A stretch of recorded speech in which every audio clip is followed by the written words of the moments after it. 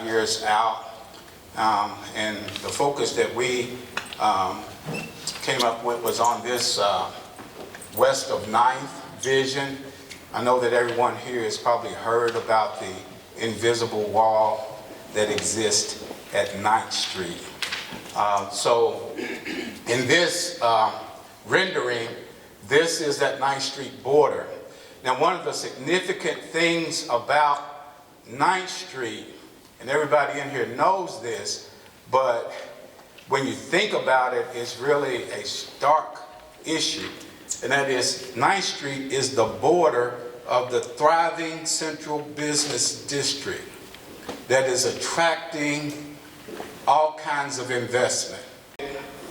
How much of that investment carries forward? So I know that's why you all are here. I know that's why you all are here, and I know that's what you're focused on. So what we've said in this vision is that we want to transform this boulevard known as Muhammad Ali Boulevard. And it's a complete transformation from 9th Street to 21st Street. Now, certainly there is a lot to preserve. There's a whole lot to preserve. There are some wonderful homes along that stretch.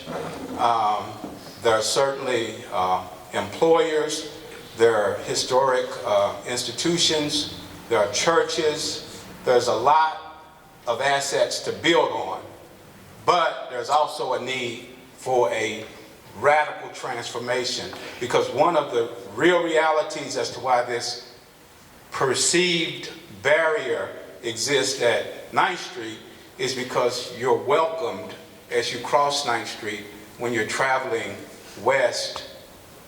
You're welcomed by two large low-income housing developments, one of which is functionally obsolete. And I say that as a former administrator at public housing. I say that because when it costs more money to maintain the property than what the property is worth, and the conditions that people live in that property are deplorable, then it is functionally obsolete. Now, the Housing Authority knows that. That's why we've had Park Duval revitalization. Liberty Green was transformed at Clarksdale. Out on the south end, Iroquois Homes. There's a lot of talk about Park Hill. So what those other sites, other than Liberty Green, don't have the advantage of is being immediately adjacent to our thriving central business district. So that's why this vision west of 9th is important to us. We're passionate about it. You're going to hear more about it from our teen council later on this afternoon. Certainly, Dan is here and can share a lot more from his perspective.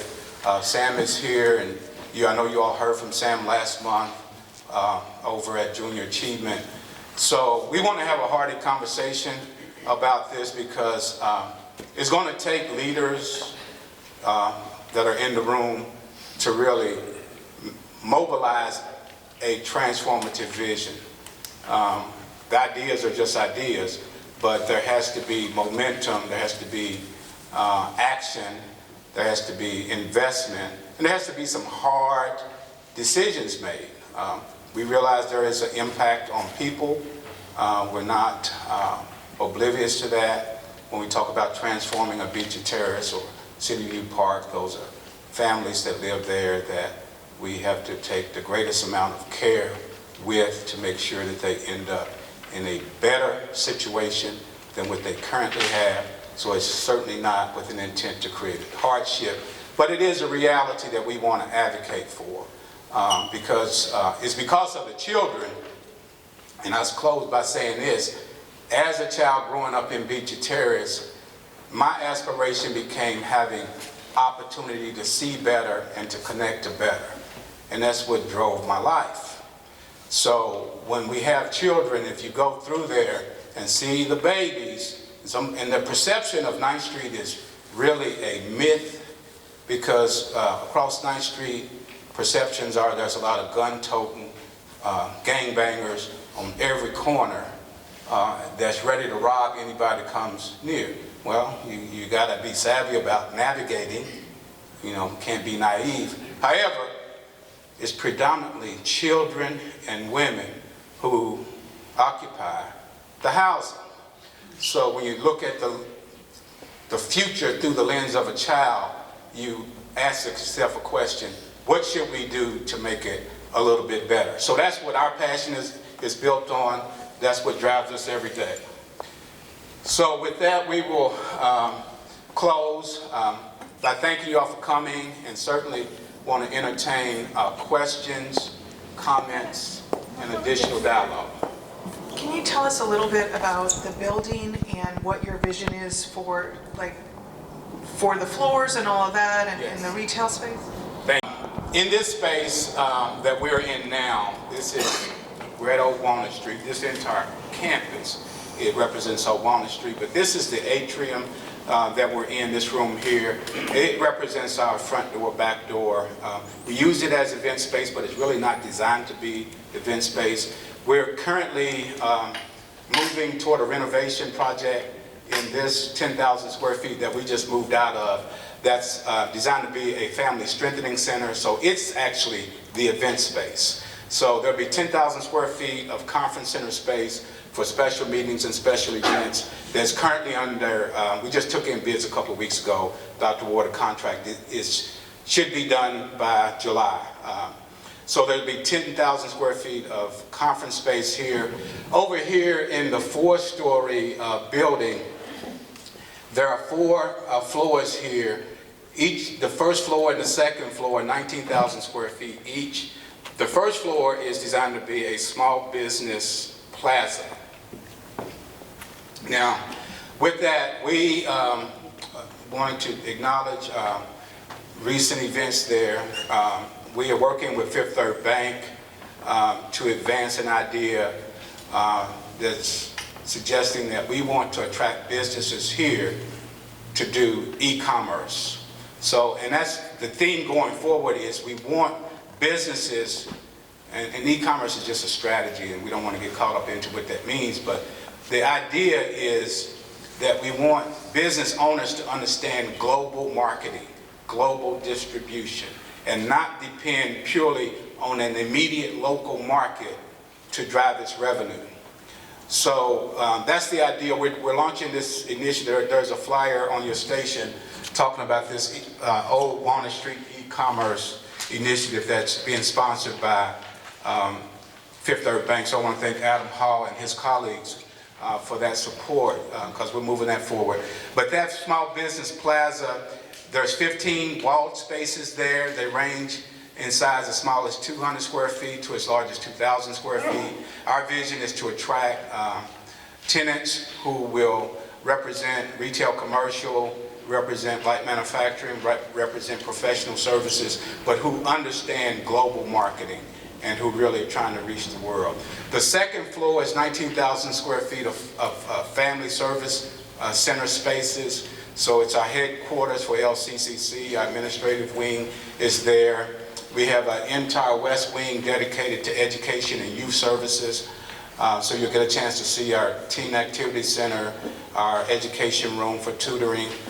We have a suite of art spaces, visual art studio, music studios, and so forth on the second floor.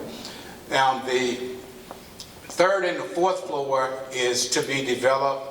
They combine for 32,000 square feet. Currently it's warehouse space, but our effort is to attract a major employer that would bring some 100 jobs. This plaza on the first floor is designed for 35 jobs. So Sam's vision for this is all about job creation. So we want to create jobs with small businesses on the first floor, but we also want to attract an anchor employer that will bring some 150 jobs to the third and the fourth floor. We do have a final phase once we get done with this Family Strengthening Center. On the south end, this marquee, this white marquee that I'm pointing to, is the entryway to what we'll call the Grand Lyric Theater.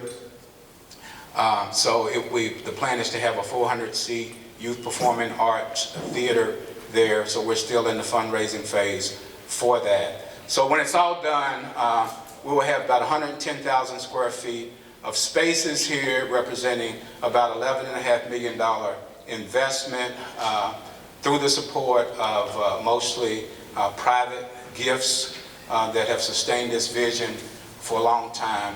And the vision is that it serves as a hub for cultural and economic opportunities here in the heart of the Russell neighborhood, which, by the way, you all probably have heard this, zip code 40203, one of the poorest zip codes in America, but we believe in being a catalyst to change that, and it's going to take some major efforts. So is that work? Yeah. Any other questions? What questions do you have? Charles, you have one last one? Can you stand up so we can all hear?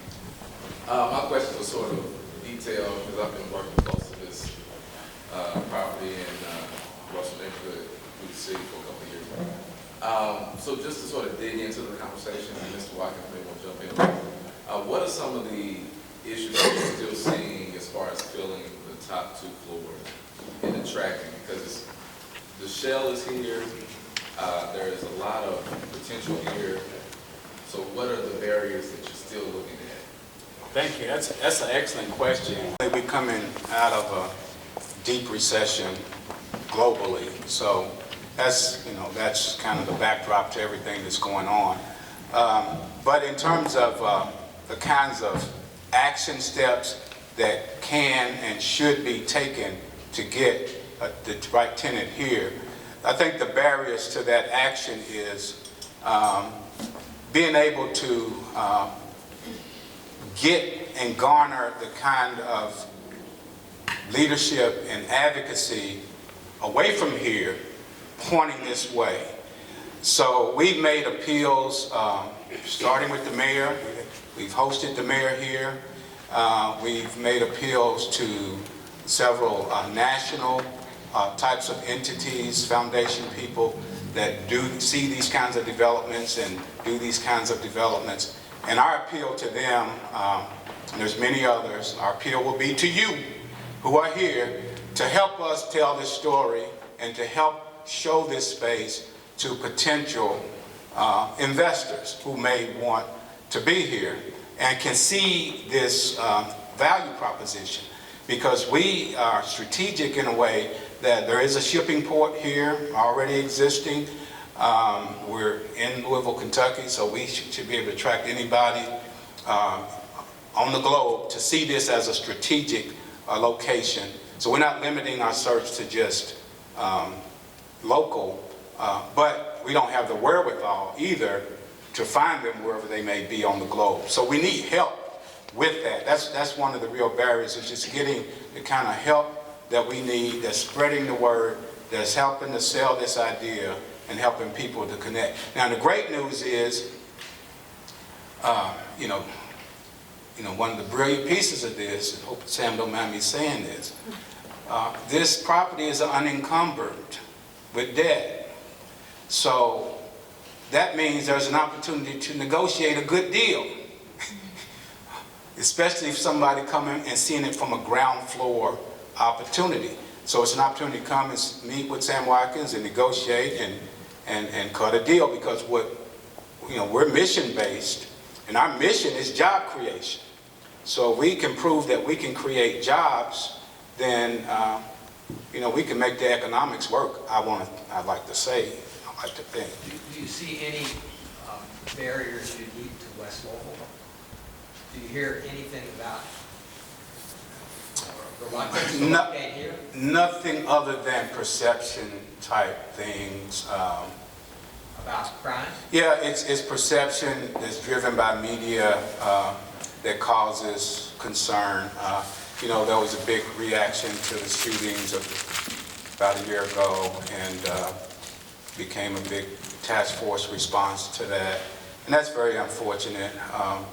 But if you really canvass West Louisville, and I do appreciate Woody's comment about the vastness of West Louisville.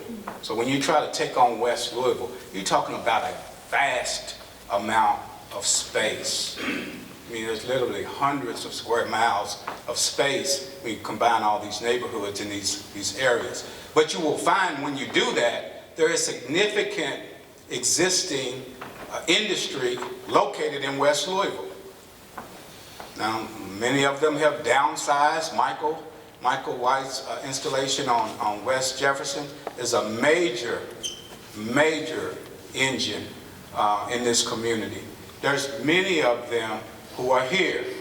So the perception of why not invest could be overcome if people really, took the real interest in investigating.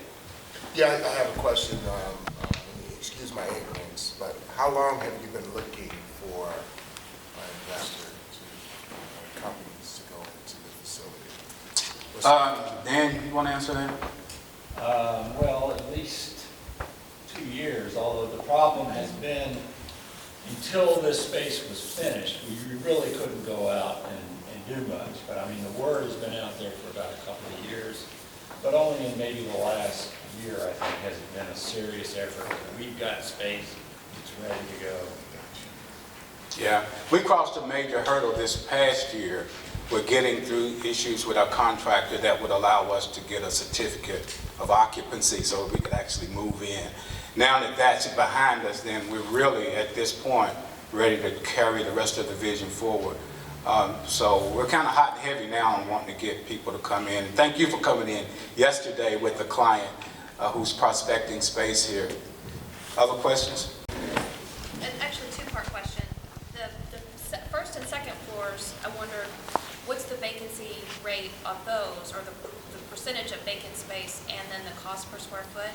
And then I also wondered, I just glanced at this and I just think this is so cool, but I wondered who was involved with putting together this sort of overall vision, and how does it tie into maybe, did that entity, did that group of people work with folks from, other, I guess other neighborhood groups, or, what was the logistical piece behind that got this to fruition? Right. On the first question, the vacancy rate on the first and second floor, the first floor is really still all vacant other than the areas that we operate with staff, which is our reception center, and then we're using some of the spaces for various activities. So it's really still totally open. I would say 100% vacant. There's a great opportunity to negotiate a deal there and to be the first in. The second floor, we've occupied that space.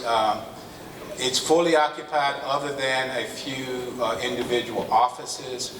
And our vision for that offices, when you take the tour, you can see it, is to be able to attract other mission-minded, entrepreneurial types of entities that can create an alliance with us and do